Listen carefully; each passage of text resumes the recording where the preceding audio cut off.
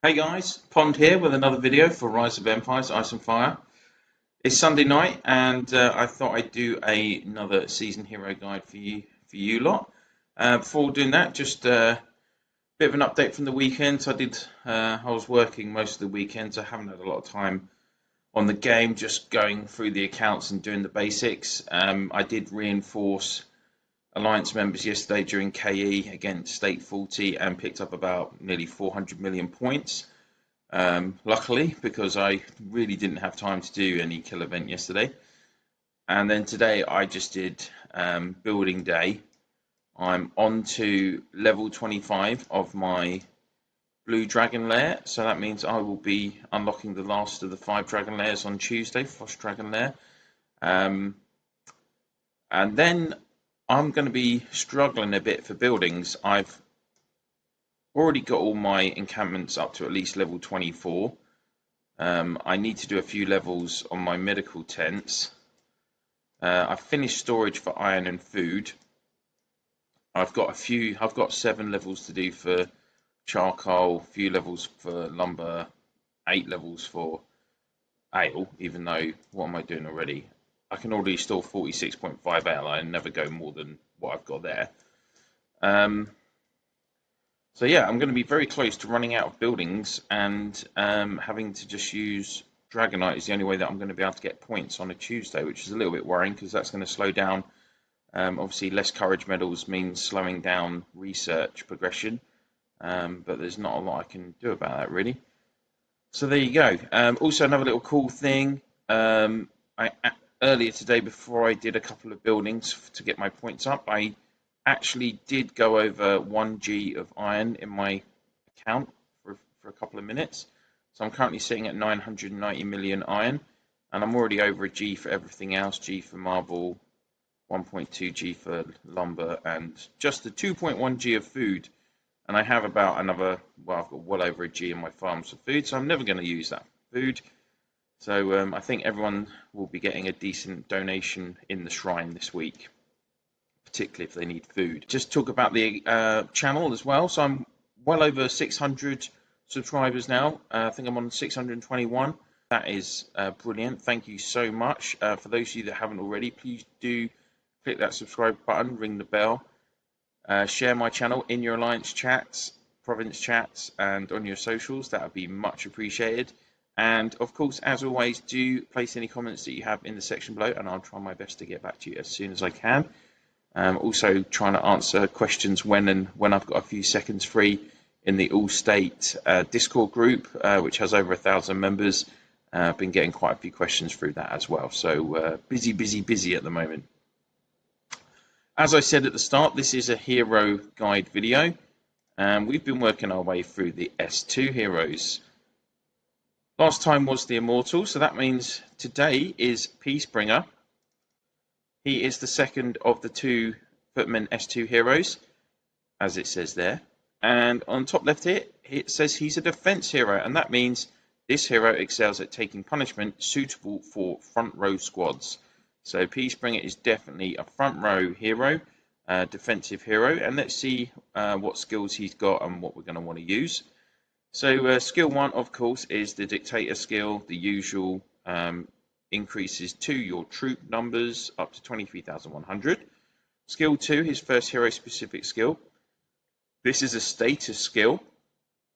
Effective range 0. Target is the one random friendly squad within effective range. Because its effective range is 0, it will be your own squad. And here we go.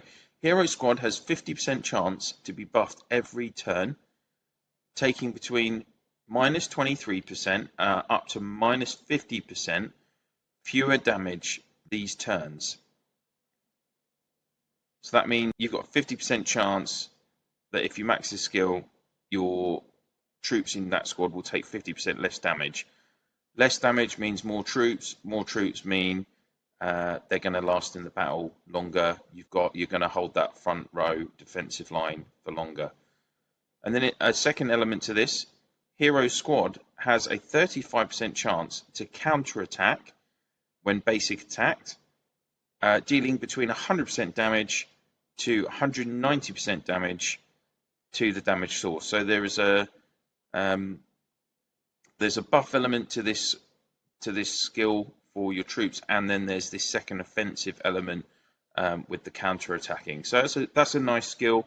You're getting several kind of reactions to that, and of course, again, you've got that 50% chance. So realistically, 8 turns in a battle, this skill could activate 4 times. And as we've talked about before, that's the difference between these the orange heroes and these higher level season heroes, that these skills are going to be active more often. On to skill 3 and 4, of course, it is defensive formation leadership skill for your hero squad, and it's the extra 5% up to 50% resistance improvement for the troops. And on skill 4, it's the offensive formation between 5% and 50% buff for the might on your troops in that squad. Skill 5, his second skill, so a prep skill, effective range 5, target 3 random friendly squads within an effective range. So it's going to affect all 3 of your squads in your formation, and as we can see, with it being a prep skill, it will activate in the battle, and for this one, it's the first 3 turns, reduce the damage dealt by minus 18% up to minus 45% for all squads. And then for this looks like just for our entire squad, so that would be, I'm guessing that's the squad that Peacebringer is in, reduced damage taken by 6.5% up to 20%. And then starting at the 4th turn, increase our combat skill damage by 6.5% until the end of the battle, up to a maximum of 20%. So this is a bit of quite a wordy explanation. The first 3 turns reduce the damage dealt by, I presume, why would that be? That doesn't quite read right, does it? The first 3 turns reduce the damage dealt by minus 45% for all squads. I think that's got to be your opponent's squads, obviously, and that's why you have this large effective range of 5. Even though it says 3 random friendly squads. And our entire squad, and then I think this is definitely for your squad, that the entire squad does have reduced damage taken. So that would mean that obviously you'd have less damage to your squad by up to 20%, starting at the 4th turn. So that's for 5 turns. And you're going to increase your offensive element as well, with a combat skill damage increased by 20% until the end of the battle. So this skill should activate on all 8 turns, and it will do different things during the battle. Skill 6 onto his Awaken skill, and you've got plus 15 resistance, plus 15 HP, and then the 250% bonus to leadership skills. So this is why he's a perfect defensive hero. It's improving the resistance of your troops so that they can take more damage, and then 15% HP, increasing their health power. Again, all about the more health points they have, the more damage they can take. So that's all good. On to skill 7. It's the common thing that you get with this 7th skill, Discipline Footmen's. This is applicable for all 3 squads in your legion as a leadership skill, and it's going to improve their might, the troops' might, by between 13% and 40%. And then lastly, skill 8, Unyielding Will, combat skill, effective range 4, target 3 random enemy squads within effective range. So really good skill. It's going to impact on all 3 of your opponent's squads in their formation. And it's a 30% chance to deal 66.5% up to 203% damage to all enemy squads within the range. So as long as if you had him on front or middle row, this would reach all of their squads. And gives the vulnerable status to the squad each time enemy is being attacked, causing extra 20% damage. That lasts just the 1 round, the 1 turn though. 30% chance. So, you're looking at this activating a couple of times, I guess. Yes, it is good that it'll deal 203 damage to all of the squads. That's quite high, at 609% damage across if you times it by 3 for the total damage it's giving. And then it has this second element where it is affecting them on the next round as well, that all of them would then suffer more damage next time round as well, whether it's your basic attack from your troops or a skill attack from a hero in your legion. So that's a pretty good skill as well.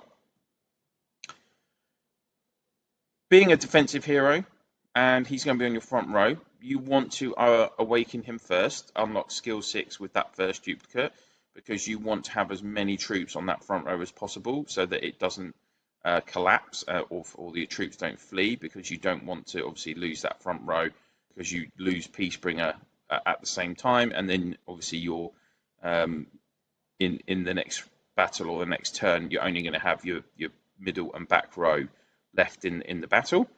So definitely unlock his 6th skill first, then his 8th skill, and then lastly his 7th skill. In terms of longevity, well, you probably want to keep him, you would keep him in most likely, well, again, as I always say, for us that aren't spending lots of money on the game, a S2 hero, if you can get at least 7 skills completed for them, they're going to be worth keeping for a long, long time. For the big spenders amongst us, or people that might unlock the VIP shop and be getting lots of tickets, then really at S4 there is a really good front row hero, Soaring Hawk for Footmen, that would definitely overtake Peacebringer. And after that there's like a couple of SX heroes as well that are likely to be ahead of him. Dragon's Avatar, and probably another one as well. But if you're looking to have 2 Footmen legions, then Peacebringer is definitely very usable for the rest of the game, and he combines well with Bleeding Stead on the middle row and Jade Rakshasa on the back row. And interestingly enough, he also combines really well with 2 SX heroes, XS4 hero Canoness, who hasn't actually been released into the game yet, and then on the back row XS3 hero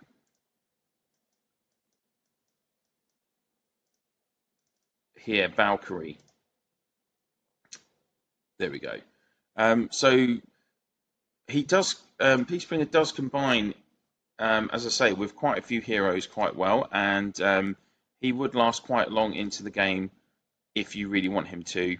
But there will be other heroes that would be kind of like the meta front row Footman hero after him, as I say, Soaring Hawk and various others. So, but I still see, again, this weekend we're up against State 40, one of the older states, and you're looking Heroes Duel, and some of those people getting to the quarterfinals, they're still rocking Peacebringer in their Footmen Legion. So, if that's not evidence, I don't know what is. So he is a good hero. The only downside to him is he doesn't have that kind of recovery healing skill that we're going to start seeing very soon in S3 heroes, and kind of one of the things that makes all of the elite defensive heroes stand out is they either have the ability to just completely evade damage, or they have the ability to heal troops in their squad, or the whole legion actually,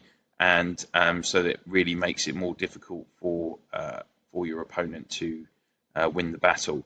But that's for in a few episodes time when we start looking at S3 heroes, guys. So this has been a video on Peacebringer, the second of the 2 S2 Footmen. I hope you found the video informative and helpful, and gives you a better idea of how you're going to want to plan for your Footmen going forward. I think we've got 2 S2 here. Oh no, don't want to go in that. I think we've got 2 S2 heroes left, and we will be looking at Inqui next, who is the second of the 2 archers heroes. So we'll have a look at him in a couple of days' time, and then we'll just have the last of the S2 heroes left to go, Beast Queen, who is the second of the cavalry heroes. So that's it for this video, guys. Thank you very much for watching as always, and I will see you soon.